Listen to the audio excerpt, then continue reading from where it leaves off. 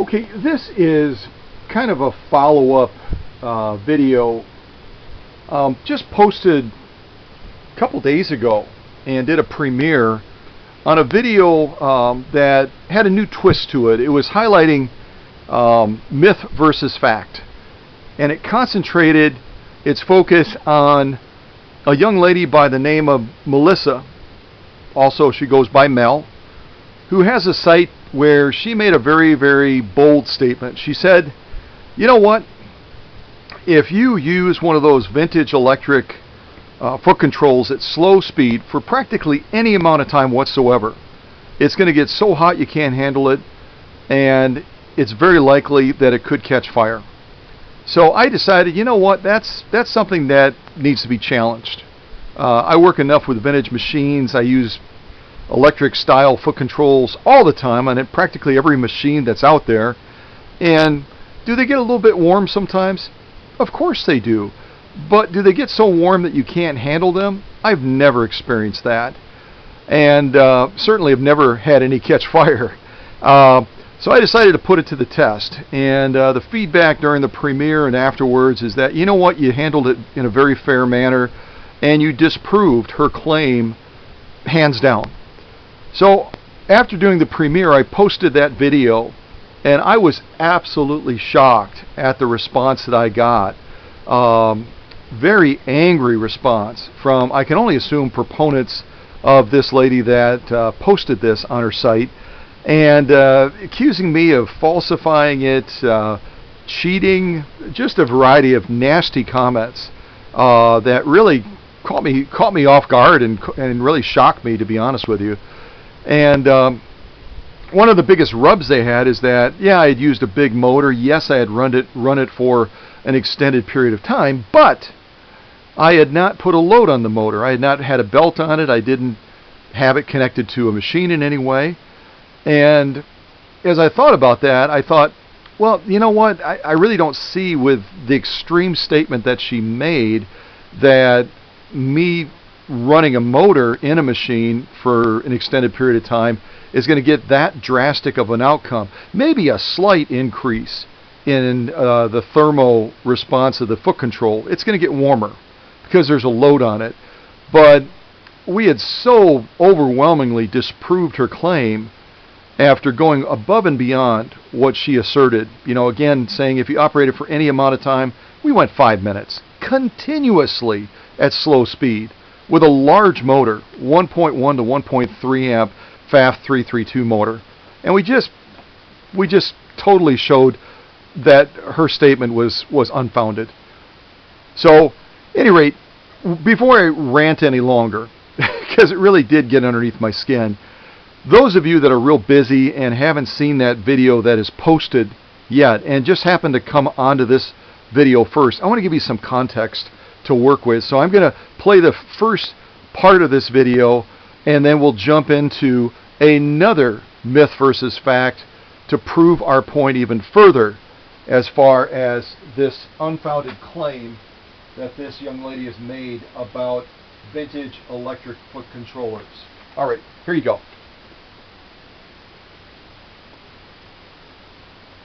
Okay, no, I'm not trying to sell my very outdated laptop. It's a great laptop, I love it.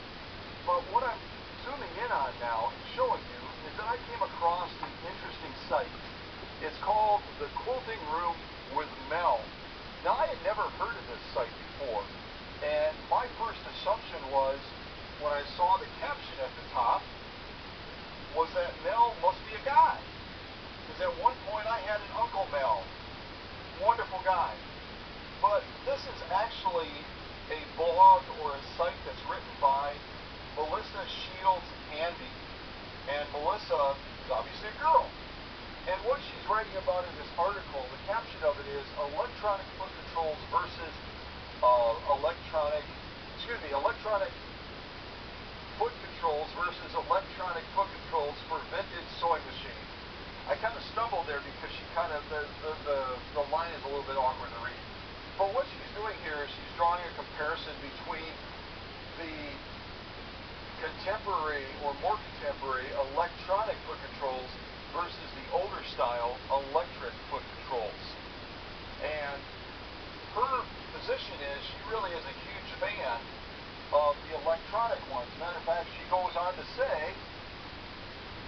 down here on this line right here, she goes on to say that, let's see, in my opinion, the introduction of the electronic motor controller, i.e. the foot control that's electronic, is the single most important improvement, I'm adding important parentheses, that rewrote the sewing machine industry.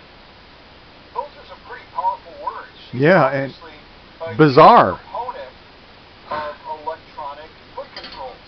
And she goes on to write down here,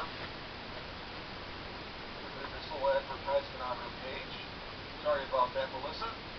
She goes on to write down here in this paragraph down here, short note, if you sew slow for any length of time, the electric controller would get too hot to handle and in extremes could actually cause fires. You heard it right. And you heard it. Goes on after that to kind of backpedal. Okay, so that's what I'm dealing with. Okay? She makes an outrageous claim that, well, she made a couple of outrageous claims. I certainly don't think the development of the electronic foot control is the greatest achievement in the history of sewing machines, and particularly in vintage sewing machines. What about going from the vibrating shuttle to the oscillating shuttle, or a number of the other developments? What about the Husqvarna jam-free raceway? I mean, there's a number of innovations that have come up over the history of sewing machines that are, in my opinion, much more significant than an electronic foot control. But you know what? Everyone's entitled to their opinion. So the purpose of why I'm reshooting another myth versus fact is the focus of my last video was concentrating specifically on the motor you see right here, the motor that I received from a customer down near Milwaukee. And that motor was sent to me with an electronic foot control, and that's kind of what sparked my interest. I say that in the other video. And so when I did the comparison test, what I decided to do was connect a standard electric foot control to this and run it for 5 minutes continuously, and then do thermo tests on it to see what increase in temperature we had on the foot control. And then I also did some comparisons in showing the difference in power, burst, torque between the electronic foot control and the electric foot control applied to the same motor, the motor that you can see right there. Okay, so very fair. That was the general feedback, but other people decided they wanted to just go on the attack. And I don't know if Melissa had a hand in that or if they were just thriving on wanting to be controversial. So I'm going to do another test now, but I'm going to do a couple of other things first before I jump into that. I wanted to show you that there's a number of factors that can play into people having a certain impression, right, wrong, or indifferent, when it comes to vintage electric foot controllers. A lot of people, it's one of those out of sight, out of mind. It's underneath their foot. They focus on the machine. They focus on other aspects of sewing. They don't even think about the foot control. And as I've said numerous times, the foot control is a critical, it's an integral part of how well your machine is going to function. And it works in direct concert with that motor. You can't ignore it, or you'll ignore it at your peril, because it's that essential. And just to make the point that you can look at an issue with a machine, maybe it's not getting enough power, it's not putting out enough drive across that needle when you're doing heavy grade sewing, whatever it is. The issue may well be not the motor, not the machine. It may strictly be that foot controller. And one of the things that I discovered somewhat unexpectedly as I got ready to respond to these claims of, Scott, you faked it, Scott, you made this up, Scott, you're misrepresenting the truth, blah, blah, blah, blah, blah. I was going to try to highlight the significant impact that can be had on a machine's performance by me doing my very thorough, about a 40-step process in optimizing a foot controller. And so I thought, I'm going to show two foot controllers functioning on the same machine and then do thermo tests on them and just show how much cooler my foot control runs that's been optimized. Well, I ran into a snag, and I'll show you what that snag is right now when it comes to this motor that was sent to me from Milwaukee. Let me see if I can do that, okay? So I have a foot control that I was intending to use, and so I plugged it in. This foot control came to me from a customer that stopped by, dropped off her 332. That customer is Jackie Miller. I've mentioned her before, wonderful lady, and has really invested a lot of time and talent and everything else in contributing to our channel. So I'm really grateful for her presence in what she does. But she brought me this foot controller with her 332. So I assumed that it was fully functional and I would just be optimizing it. And so as I got ready to respond to this, I plugged it into this motor from Milwaukee and I pushed it down and it fired up. It didn't seem to have a lot of gusto, but it spun up on the motor. So I thought, okay, this is still doable. And then I decided I would take it from this motor with no load and plug it into this 332, and that's where I got my surprise on how the impression can be that something is functional and yet it's very, very unfunctional. Here's what I got. You ready? Come on. I'll give it a hand start.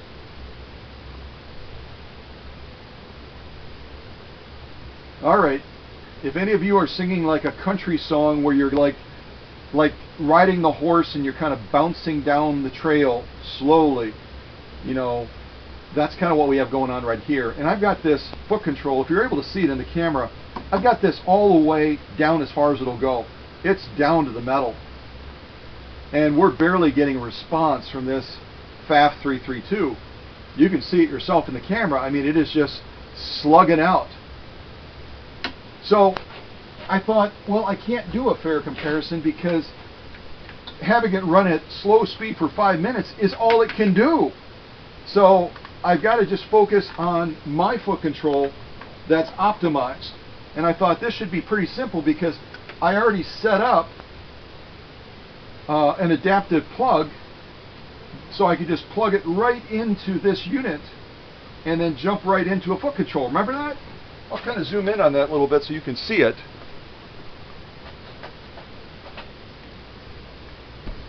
Yeah, I did a little adaptation. It basically was the plug-in for an older style lamp, and I was able to rewire that as a whole, connect it to my optimized foot control, and then I was able to really get a great outcome. And so I thought, okay, this is a great plan. This will work. This will work great. But then I discovered, and I guess I shouldn't have forgotten that this might be the case, I all of a sudden discovered that the plug-in point on the newer version of the 332 motor had a slight different twist to it, in that the plug-in on the newer motor had smaller openings for the foot controller contact to go into, and as a result my adaptation would not fit in here. So I had to remove it from my foot control and come up with another plan in adapting it so that it would work. And this is what I came up with, are some electrical contacts that will plug directly into the receiver portion on the FAF 332 and allow me to operate this foot control on that machine, because that was my only option unless I removed the original connector off of Jackie's and put it onto mine, which I didn't want to do.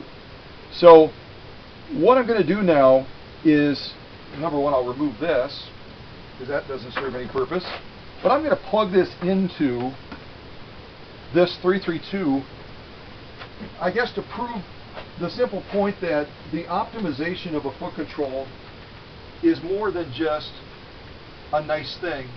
It really is an essential thing in getting that machine to run as well as it possibly can. So when it comes to getting the best response that you possibly can from a machine, you're going to get that result when you have an optimized foot control and an optimized motor working together to get that job done. So I've just plugged it into the machine over here. I'll kind of zoom in a little bit so you can see it more closely. Those were my contacts that I was talking about, so I've actually plugged it into the side of the machine. And now we're going to fire it up and see if, because you may have been wondering when I just did that little test showing Jackie's foot control, well, Scott, how do we know that the problem isn't the machine itself and that it has nothing to do with her foot control? Well, as soon as I step on, I shouldn't say step on, as soon as I push down on this foot control on the table, I think you'll be able to hear the response from this 332, and it'll be absolutely apparent the difference in power. And that's simply a product of optimizing this one and the other one not being optimized. All right, you ready? Here we go.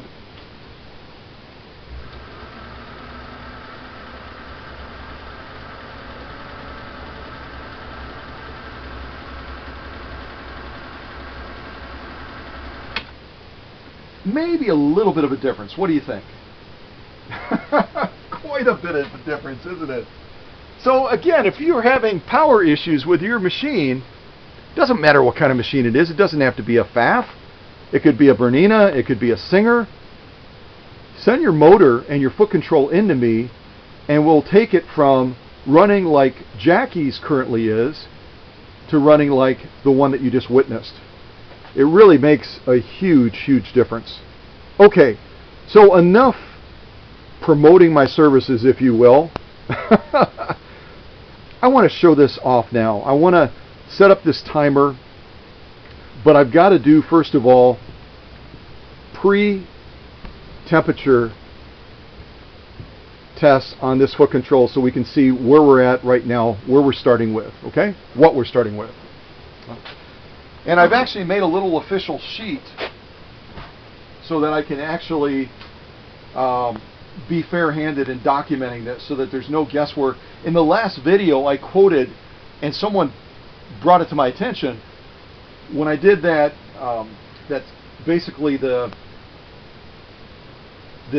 test on this motor, and I wanted to get an idea of the thermo. I said, well, we went as high as 85 to 86 degrees. We actually only went to 82. Somebody brought that to my attention that I had misstated that. So I actually have a paper now, and we're going to write it down so we've got that base covered. Okay? Let's find out what we're starting with. And I'm going to draw a line right down these little dividers so we can do a pre-temperature and a post-temperature. So the first thing I'm going to check is the front. I don't know if you're able to see that, but we're right at around 55.7. So I'm going to write that down before I forget it. We've got left, and we're right at about 55 degrees. That may sound absolutely frigid, and it certainly isn't warm and balmy, but my average temperature in the workshop is usually right around 60 degrees. It gets cool down here. Okay, so that's our right side, and we're right around 55 degrees. Hopefully you can see that. So left and right is exactly the same temperature right now. I'm doing the back, and we're right around 55.4. And let me say this, I know that there's going to be an increase in temperature with us running this foot control on this 332 with a load. I'm already expecting that. But what I'm not expecting is that this will get so hot that I can't continue to push on the foot control with my hand, or that a fire will break out, because I just don't see that happening. Now we're doing the bottom, and we're right around 55.4. 54.4, which interestingly is the same temperature as the back. And finally, Bill, my friend from Florida, asked me if I would check the plug-in, so I'm going to do that. And our plug-in right now is right around 54.5. Hopefully you can see that. I'm using a different camera, folks, right now because my camera's been pooping out on me, and so I don't have the benefit of a flip screen to see exactly what you're seeing right now, so I'm hoping the outcome is good. So our average temperature right now on this foot control in this cool workshop is right around 54, 55 degrees, somewhere in that area. So now we're going to see, running the 5-minute slow test, what impact we are going to have on this foot control. And I've got to go ahead, get this timer set up, and I'll change my shot a little bit so that hopefully you can see the timer, the foot control, that's just as we did in the other one.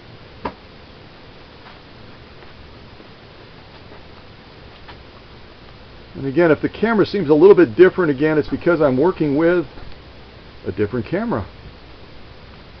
Okay. So there we've got the timer, we've got the foot control, we've got the machine in the back, so you'll be able to see that. You'll be able to see my little fingers on top of that foot control, and it'll be interesting to see what happens. If it ends up that I'm wrong and this thing gets so hot I have to yank my hand away, or if it catches fire, which by the way I'm ready for, then I'll be happy to admit that I was wrong. But I just don't think that that's going to happen. I honestly don't. So, all right, enough gab. Let me fire this up and let's see what we get. Again, we're going to be running it for 5 minutes, just as we did in that other video. All right, so I'm going to go ahead and start it. And let's go.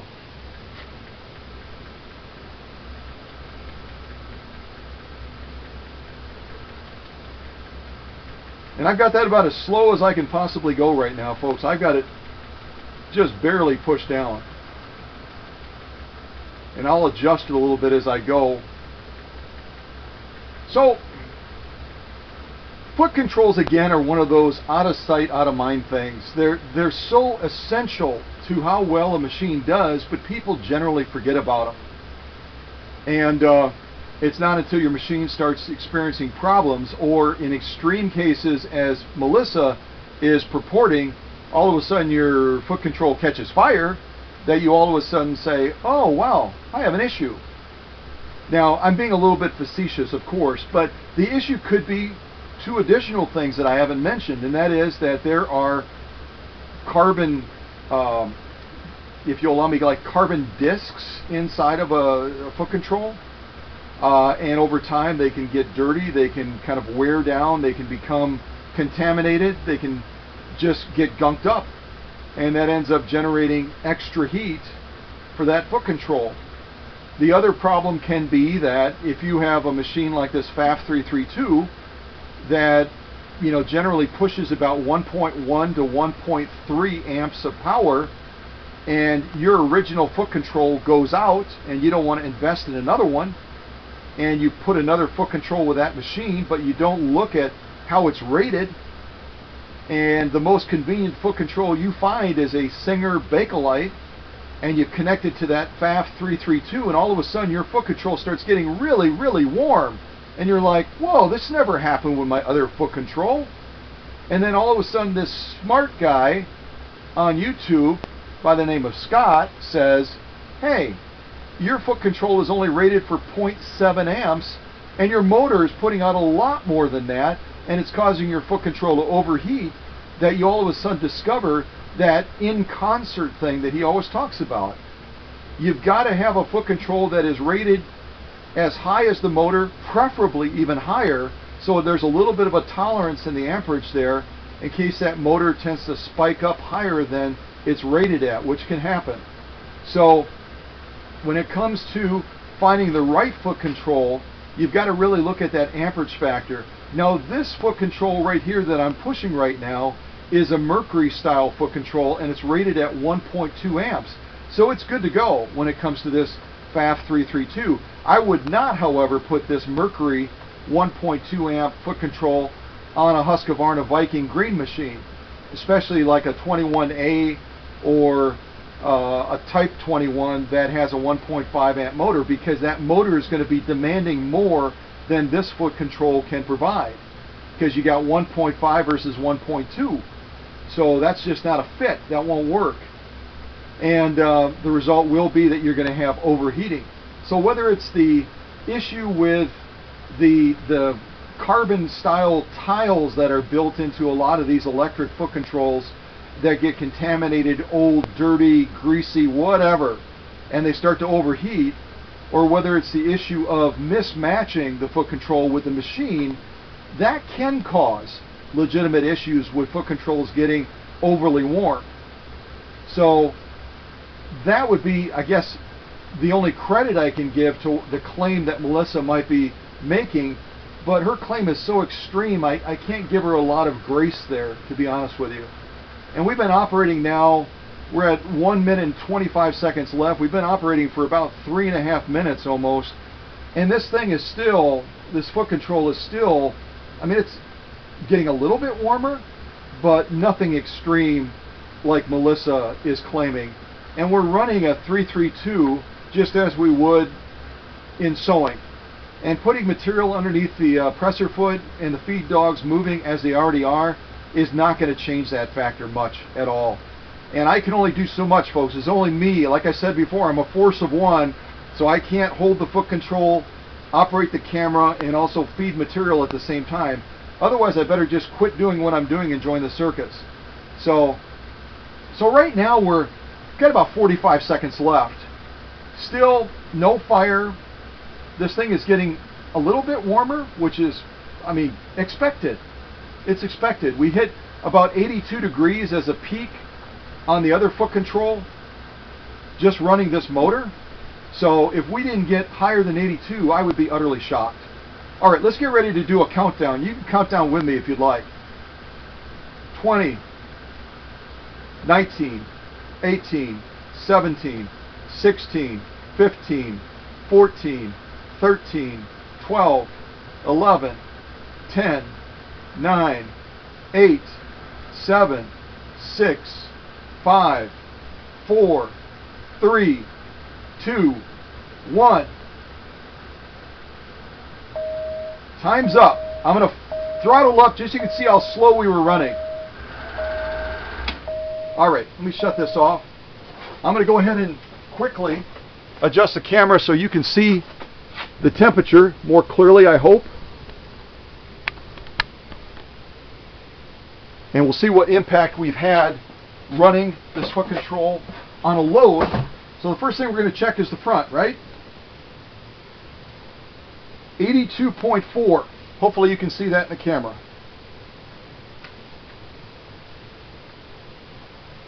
Left side.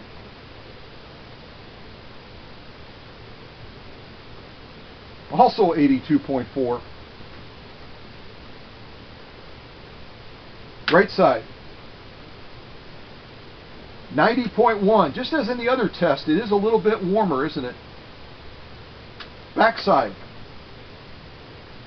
89.9. Hopefully you can see that. 89.9. Bottom.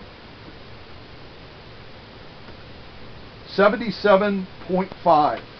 77.5. And now for Bill, the plug-in.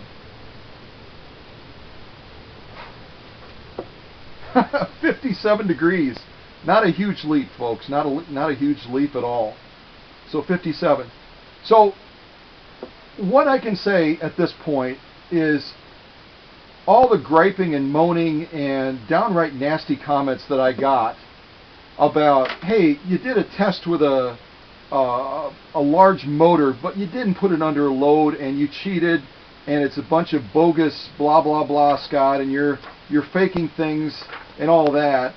I'm gonna see if I can position this paper. I'll do my best. I'll position this paper and show you comparatively what we just got for results. If the paper falls over, then welcome to live broadcasting. Okay. So this is our comparison right here that we just did in response to the nasty comments that were made with relation to the first video that I did. Okay. So we started with this Mercury 1.2 amp foot controller, electric style. And our starting temperature was right around 55.7 degrees. We went up to 82.4 after running this continuously with the load of the actual machine, and I still think that that's a more than reasonable increase in thermal gain in operating a machine at slow revolutions like that for 5 minutes continuously.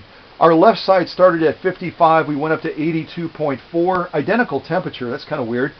Right side we started at 55, we went up to 90.1. That was our hotter spot. But again, 90.1, is that so hot that you can't handle it? Is that ready to burst into flames? I certainly don't think so. I think that that's, again, more than reasonable considering the way we were operating the machine. The backside started at 55.4, we went up to 89.9. The bottom was 55.4, we went up to 70, what does that say? Can't even read my own writing. 77.5? Something like that. And the plug-in was starting at 54.5. We went up to 57. So I mean, that's almost inconsequential, that change as far as temperature. So, you know, all I can say is this. I try to, every time I go in front of the camera, I try to do my homework so that I'm not making a claim that is unsubstantiated, not just for my own ego and reputation, but because I don't want to give misinformation to any of you or to anyone that, you know, frequents the channel and never subscribes for whatever reason, which is, according to my stats, is thousands. So we have a lot of traffic that comes to that channel. I need to make sure the information I'm putting out is correct and accurate. Otherwise, I'm not doing my job and I'm misleading people. And there is a sense of accountability as your audience grows, and you want to make sure that you're giving accurate information to folks because they look to you as a resource, and they look to you to get answers and to make right decisions in relation to their sewing machines. And when it comes to something like this, of this level of importance, where, you know what, if you pick the wrong foot control, you're probably not going to have a fire, but you could, nonetheless, you could have an issue with causing damage to that machine as well. What if that motor is smaller, like a featherweight, and you put a much larger foot controller with it? It's not likely, but it's possible that it could cause that motor to spike higher than it's intended to, and you could cause some issues with that motor. So it could go either way. But the bottom line is you've got to be true to what you're doing, and you've got to do your homework before you step out with a bold claim, particularly when you're positioning yourself as an expert in that area, as Melissa is trying to do through her page. You know, certainly in the realm of quilters and other things like that. So all I can say is, Melissa, I know that you're going to eventually see this video just based on the initial response from the one that I did with the motor alone, and now with the machine also, and having some very, very reasonable temperatures after operating it for 5 continuous minutes. I know I'm probably going to hit your radar even more, and certainly hit the radar of those who are in support of you. And hopefully as that interest in our discussion, even though we've never talked, continues to grow, you'll consider revising what you put on your page, because I think it's misleading and I think it's damaging to our shared cause of building interest and excitement and expanding knowledge in the realm of vintage sewing machines.